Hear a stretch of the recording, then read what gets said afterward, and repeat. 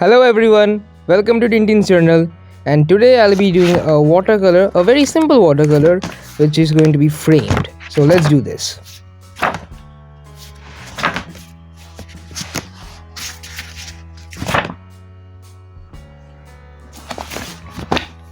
Since this is going to be framed, I'll frame out the outline first.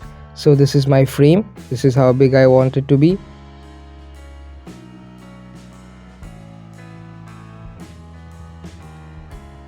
Even when you're not trying to frame it, it's always good to have a nice outline, especially in case of watercolors. I'll first just create a rough sketch of what I want it to be. In this case, it's just a very simple tree with a few birds on it.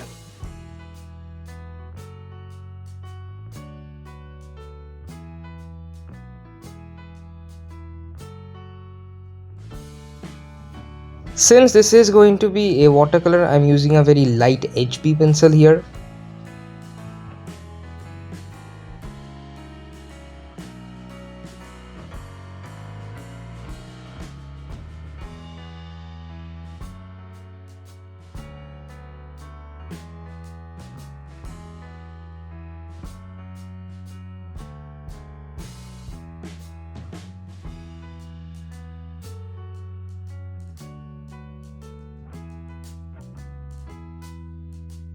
And I'm done here, so I'll bring out my paintbrushes.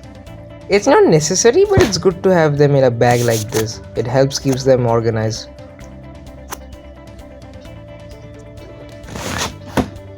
And I'll also bring out all my watercolors here. I prefer tubes because I just get more use out of them.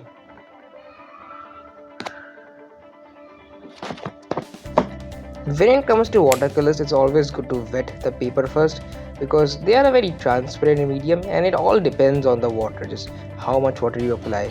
So you can see here, I already applied water, so now I can directly dip in with the brush, with the paint. And here I get a lot more saturated effect into that. With the amount of water I use, I can also control just how saturated I want the paint to be. So I'm going from dark to faded here.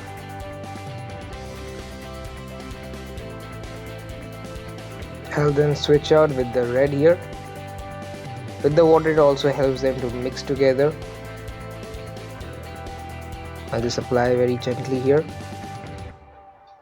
You can't just go ham with the brush. You need to be careful with the strokes.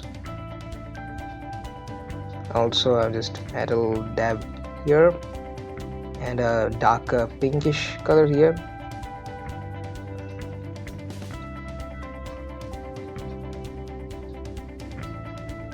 Just a few more dabs.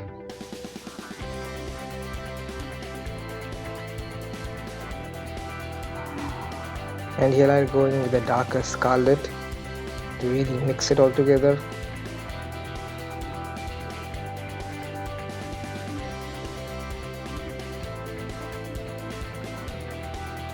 And now I'll finish it off with a bit of blue.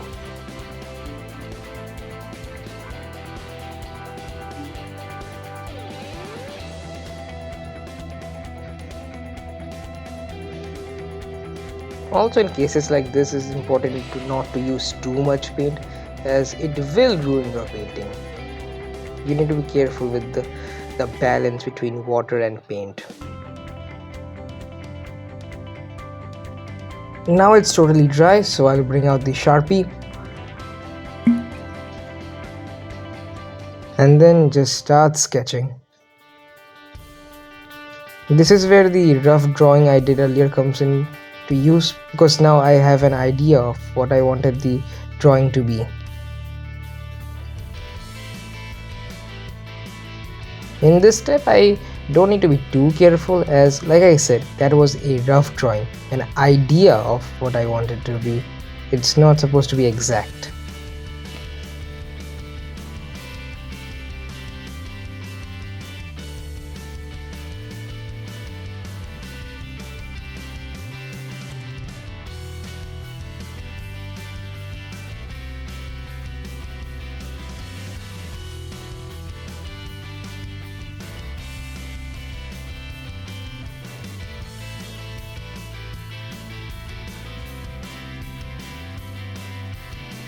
From here I'll just add a bit more detail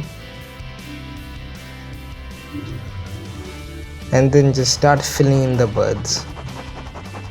You can also do this with a brush or a paintbrush, one of those brush pens, but since the birds are quite small I just did it with the Sharpie.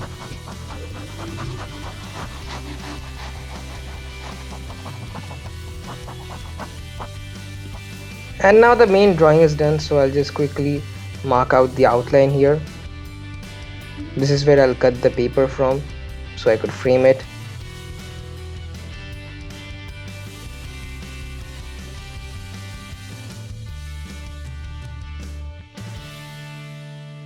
I'll just erase some of the remaining pencil marks